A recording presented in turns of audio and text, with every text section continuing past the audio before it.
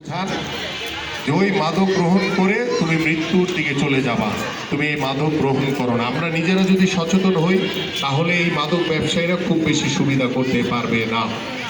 এবং পাশাপাশি আপনাদের আরও কিছু আবেদন রয়েছে, যেটি আমি অবশ্যই আল্লাহর রহমতে পূরণ করার চেষ্টা করব। আপনাদের এখানে স্কুল দরকার একটি, বিশেষ করে আমাদের যারা সন্তানরা রয়েছে তারা যাতে একটি ভালো শিক্ষার মানের মাধ্যমে যাতে আমাদের সন্তানরা যাতে শিক্ষিত হতে পারে সেই ব্যবস্থা আমি করবো ইনশাল্লাহ। এবং আপনাদের এই এলাকার এখানে নির্দিষ্ট জায়গায় এবং এখানে অনেক নিম্ন আয়ের মানুষ বসবাস করে, এখানে আপনাদের যে শিক্ষা ব্যবস্থা দেওয়া হবে সেটা হচ্ছে বিনামূল্যে।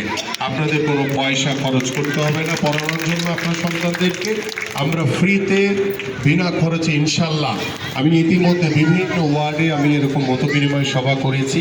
প্রত্যেকটি এলাকার যেখানে নিম্ন আয়ের মানুষ বসবাস করে আমি সেখানে প্রত্যেকটি এলাকাতে স্কুল তৈরি করব ইনশাআল্লাহ। পাশাপাশি আমাদের মায়েদের জন্য, আমাদের বাবাদের জন্য, ভাইদের জন্য, বোনদের জন্য আমরা বিনামূল্যে এখানে নিশ্চিতভাবে ভালো মানের স্বাস্থ্যসেবা নিশ্চিত করতে চাই আপনাদের জন্য, যাতে আপনাদের স্বাস্থ্য সেবার জন্য যাতে অনেক দূর দূরান্তে যেতে না হয়, যাতে আপনারা তাৎক্ষণিকভাবে কেউ যদি অসুস্থ হয়ে পড়ে আমরা যাতে প্রাথমিক যে চিকিৎসাটা দরকার সেই চিকিৎসাটা যাতে আপনাদেরকে বিনামূল্যে দিতে পারি ইনশাল্লাহ। এই জন্য আমরা মাতৃসদন এই ধরনের হসপিটাল আমরা এখানে নির্মাণ করব এবং সেটা অবশ্যই বিনামূল্যে আপনারা সেই স্বাস্থ্যসেবা উপভোগ করতে পারবেন ইনশাল্লাহ।